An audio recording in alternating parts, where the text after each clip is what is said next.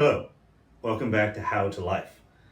I just finished watching the Netflix movie Munich, The Edge of War, which discusses the period around the Munich Agreement when Hitler was demanding the Sudetenland and France and Britain were attempting to stop him. Jeremy Irons is spectacular as Prime Minister Neville Chamberlain. It's not surprising, Jeremy Irons is always spectacular. But what struck me about the movie is that as a history buff, I know that Neville Chamberlain is universally considered, well, almost universally considered naive. You'll hear him listed as an appeaser. He appeased Hitler. That's how I was always taught about him. And to some degree, that is probably true.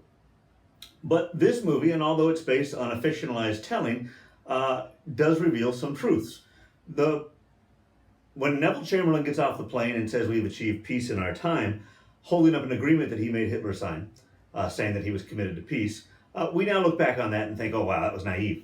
But what it did is it bought the Allies, England and France, an extra year. Hitler broke the agreement and invaded Poland in almost exactly a year later. Hence, Mr. Chamberlain being considered naive.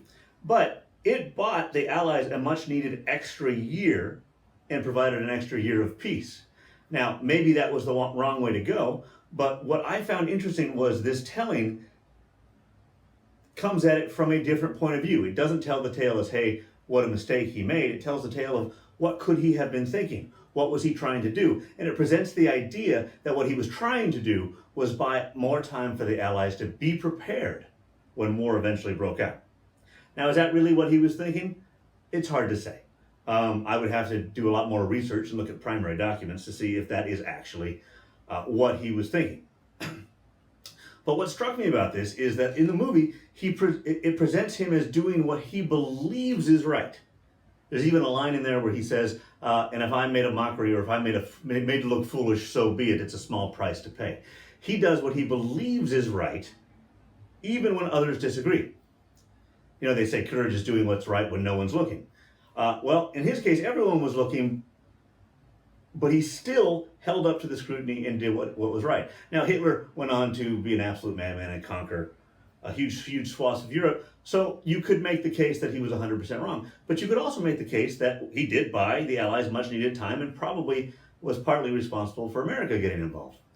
So how does this relate to life? I think it's an important lesson. I think that we as people need to follow our own moral compass. A lot of times students ask me when they're having a hard time, well, what do I do? And I tell them what I do. As a teacher, I try to be fair. I joke a lot, you know. I try not to joke about things that are actually something sensitive to people. But sometimes, you know, teachers are people, we get frustrated. And there are times where I'm probably, no, not probably, there are times where I'm too hard on students. And then what I do, if I realize that, what I do is I go back and I will try to make amends. I'll try to apologize. Now, if the student was out of line, I don't say, hey, what you were doing was okay. What I say is, hey, I should have handled that better. And every single time that happens, students are shocked. They tell me that I'm the only teacher they've ever seen apologize, or I'm one of the very few teachers they've seen apologize. Which shocks me because we're trying to teach students to be good people. We're trying to teach you to be good people and to be successful people out in the world. And how can we do that if we don't demonstrate those same virtues ourselves? But the reason I do it is I try to live by what I believe is right. Now, am I always right? No, I'm wrong a lot.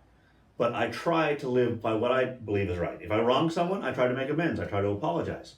After that, they can forgive me or not,